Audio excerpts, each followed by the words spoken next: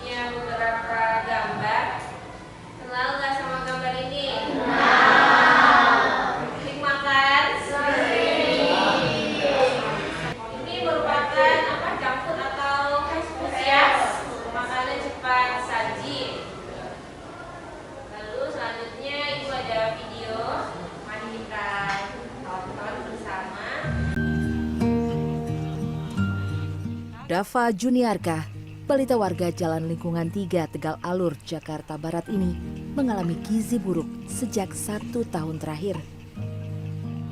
Idealnya, balita usia 2 tahun memiliki berat badan 14,5 kg. Namun bobot Dava hanya sekitar 5 kg saja. Di rumah berdinding triplek dan beratapkan asbes inilah Dava tinggal bersama ayah dan ibunya. Sang ayah hanyalah buruh lepas harian sebagai tukang bersih-bersih di salah satu pabrik di kawasan Tegal Alur, sedangkan ibunya hanya ibu rumah tangga saja. Gizi buruk yang dialami Dava berawal saat balita itu terjatuh dari tempat tidurnya. Ketika itu, karena keterbatasan ekonomi, Dava tidak dibawa ke rumah sakit, melainkan hanya diurut oleh tukang urut saja. Namun semenjak itulah Dava tidak nafsu makan hingga bobot tubuhnya turun drastis. Awalnya jatuh, terus diurut terus lama dia nggak mau makan. 3 bulan nggak mau makan ini. Tadinya mah sampai 8 kilo, sampai sekarang cuman berapa 3 kilo. Senin pagi, Dava telah dievakuasi oleh petugas Puskesmas Kalideres untuk menjalani pemeriksaan di Rumah Sakit Umum Daerah Kalideres, Jakarta Barat. Ia juga telah menjalani ronsen torak dan pemeriksaan darah untuk mengetahui penyakit yang dideritanya. Rencananya, Dava akan dirawat inap sementara hingga kondisi gizinya membaik. Saat ini dalam kondisi stabil dan masih dilakukan pemeriksaan untuk mencari penyebab ataupun penyakit yang dimiliki oleh pasien tersebut. Kasus temuan balita gizi buruk ini membuat kawasan permukiman Tegal Alur, Kalideres, Jakarta Barat menjadi sorotan. Sedikitnya ada 2 rukun tetangga yang bermukim di kawasan kumuh ini. Selain penuh tumpukan sampah limbah rumah tangga, warga mengaku kawasan ini juga minim air bersih dan sanitasi untuk warga buang air besar. Menurut warga, hal itu sudah berlangsung sejak puluhan tahun dan belum pernah ada perhatian dari pihak pemerintah setempat. Bertahun-tahun udah dari dulu saluran airnya udah nggak kerawat, banyak sampah pada nyumpel, mana nggak ada tinjauan sekali. Begini aja diantepin, airnya juga sama, nggak ada ininya. Warga berharap dan meminta pemerintah kota Jakarta Barat dapat segera memperbaiki kondisi lingkungan di wilayah Tegal Alur agar dapat kembali bersih dan sehat. Mardika Prakasa Satya, Jakarta. Nah, setelah kalian lihat gambar dan video tadi, permasalahan apa yang bisa kalian temukan? Saya Bu, Ya, kenapa seseorang bisa mengalami gizi buruk? nah, permasalahan yang pertama, kata Robi, mengapa seseorang bisa mengalami gizi buruk? Lalu apa lagi kira-kira? Apakah makanan cepat saji itu sehat, Bu?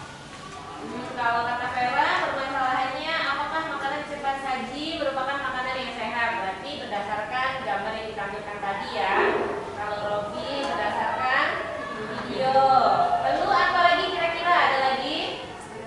Ya, Erika boleh. Apa saja zat makanan yang diperlukan oleh tubuh? Apa saja zat makanan yang diperlukan oleh tubuh kita, kata Erika.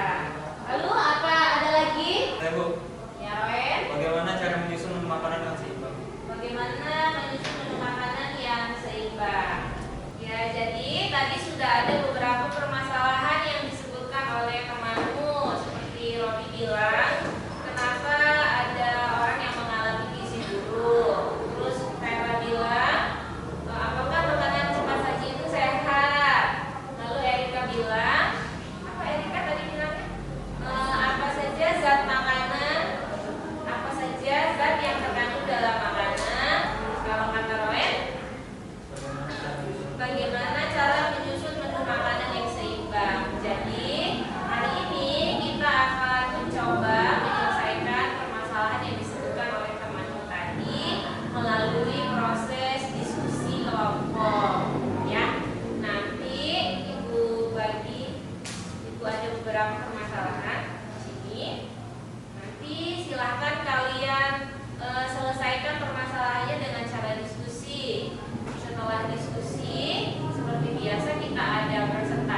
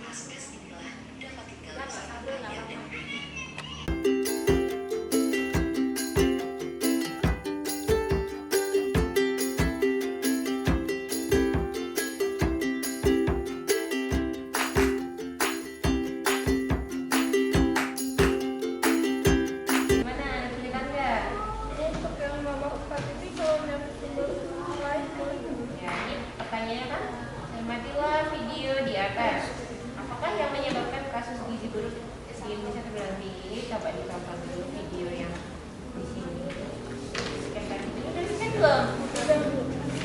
Tonton. Kira-kira ada nggak jawabannya di video itu? Nanti kalau misalnya di videonya ini kurang lengkap, boleh nyari dari sumber lain, dari Google atau dari video yang lain gitu ya. Ibu ini jawabannya udah benar belum? Apa pertanyaannya? Pertanyaannya, berdasarkan hasil jawaban dalam pertanyaan sebelumnya, dapatkah kalian menguraikan zat makanan yang diperlukan tubuh beserta dengan fungsinya ke dalam tabel berikut? Nama zatnya ada karbohidrat, lemak, protein, vitamin, dan mineral. Ya, ini udah benar. Silakan dilengkapi fungsinya apa? Fungsi karbohidrat, fungsi lemak, protein, vitamin, dan mineral.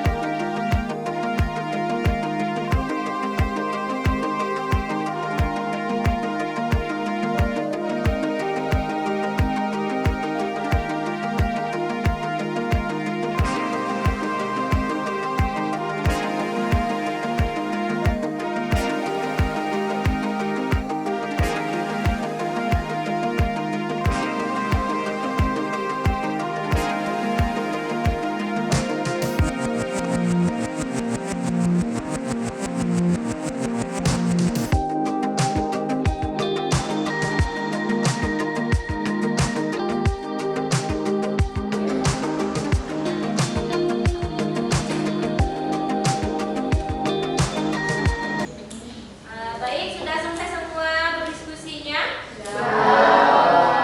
Oke, kalau sudah selesai semua, kita lanjutkan ke mengembangkan dan menyajikan hasil karya ya atau presentasi. Bisa kita mulai dari kelompok 1. Selamat pagi semuanya. Oke, saya di sini ingin menjelaskan materi yang tadi sudah kami diskusikan. Ini ada beberapa pertanyaannya.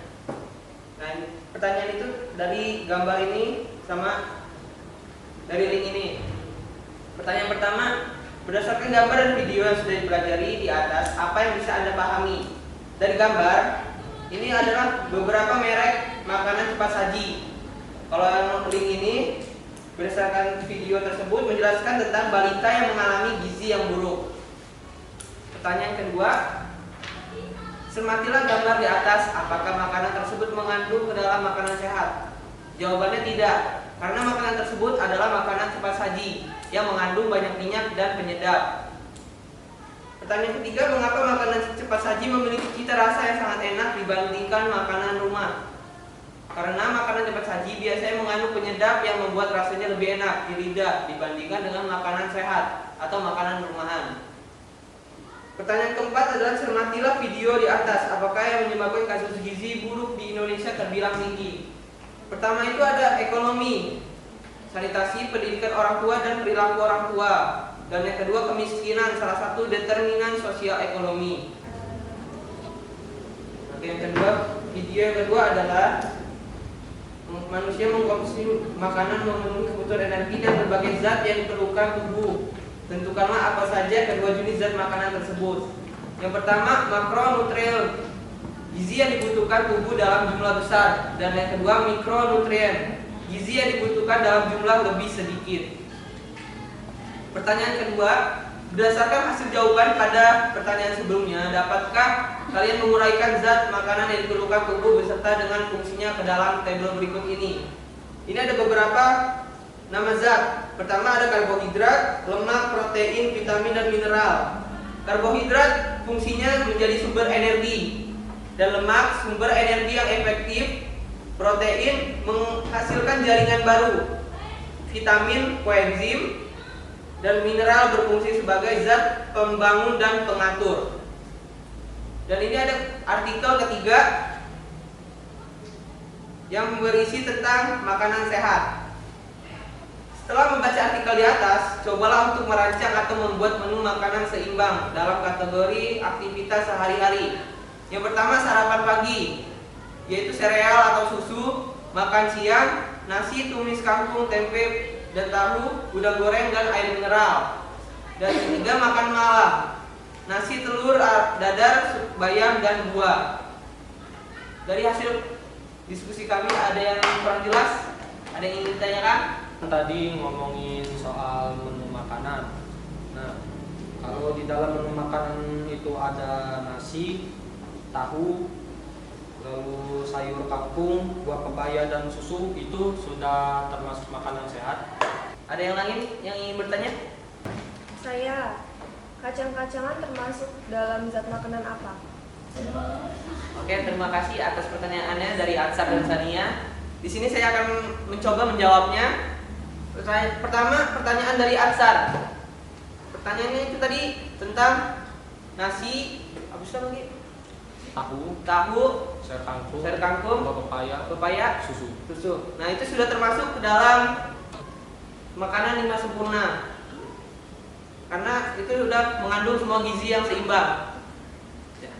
Dan kedua, pertanyaan dari Sania. Kacang-kacangan termasuk ke dalam apa? Kacang-kacangan termasuk ke dalam lauk dan zatnya itu termasuk ke dalam protein nabati. Ya, terima kasih. Oke, terima kasih atas perhatiannya. Selamat pagi. Ya, terima kasih presentasi dari kelompok 1 ya. Tadi sudah dijelaskan oleh Robi, di sini Ibu mau menjelaskan kembali. Nah, di situ ada gambar dan video ya. Berdasarkan gambarnya itu ada merek makanan cepat saji. Lalu berdasarkan gambar itu apakah termasuk ke dalam makanan yang sehat? Kata Robi tidak sehat karena tidak mengandung gizi yang seimbang, banyak penyedap, lalu mengandung banyak minyak. Yang selanjutnya ada video yang sudah ditonton tadi ya, kelompok masing-masing sudah Ibu tampilkan juga. Videonya yaitu tentang balita yang mengalami gizi buruk disebabkan oleh apa? Salah satunya ekonomi, sanitasi, kemiskinan dan lain-lain sebagainya. Sehingga orang tuanya dari si balita tersebut tidak bisa memenuhi makanan dengan gizi yang seharusnya dikonsumsi ya. Lalu yang selanjutnya ada video juga nutrisi yang dibutuhkan oleh tubuh. Ada 2 nutrisi ya, makronutrien dan mikronutrien. Kalau makro, gizi yang dibutuhkan dalam jumlah yang banyak. Kalau yang mikro, jumlah yang sedikit. Gizi yang dibutuhkan tubuh dalam jumlah yang sedikit. Lalu yang selanjutnya ada tabel. Di situ kalian harus mengisi nama zat makanan. Ada apa saja?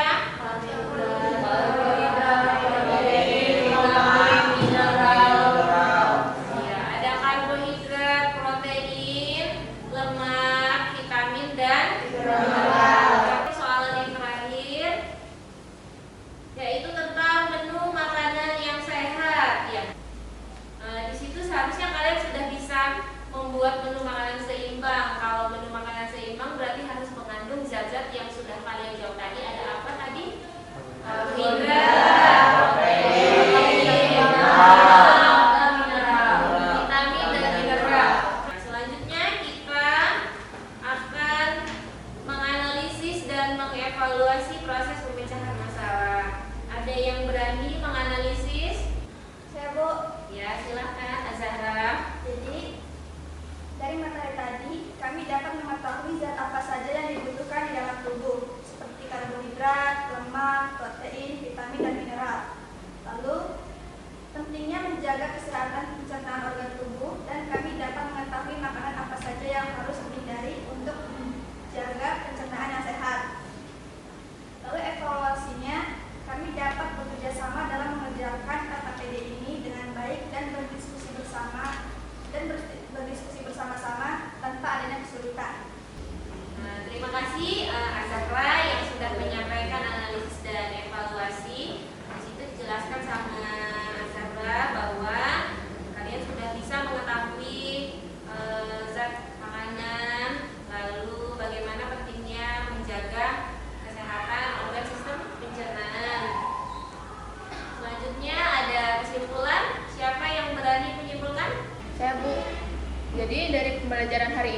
kita dapat mengetahui bagaimana cara menjaga sistem pencernaan pada manusia, seperti mengonsumsi makanan yang sehat dan mengandung karbohidrat, vitamin, lemak, protein, dan pentingnya menjaga sistem pencernaan agar terhindar dari penyakit.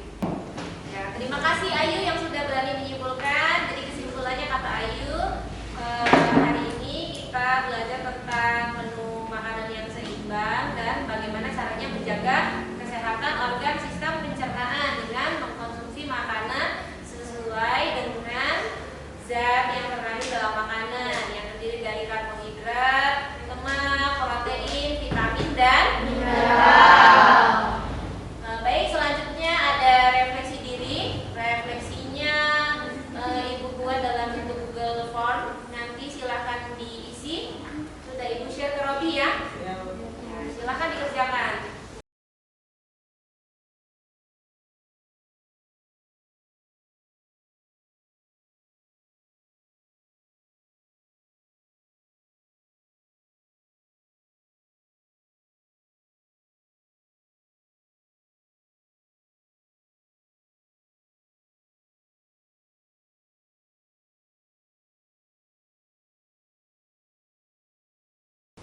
Sudah semua refleksinya? Sudah. Nah, terima kasih kalau sudah. Selanjutnya kita ke post-test. Linknya juga sudah Ibu bagi. Ya, karena tadi ada pretest, berarti sekarang ada post-test. Silakan.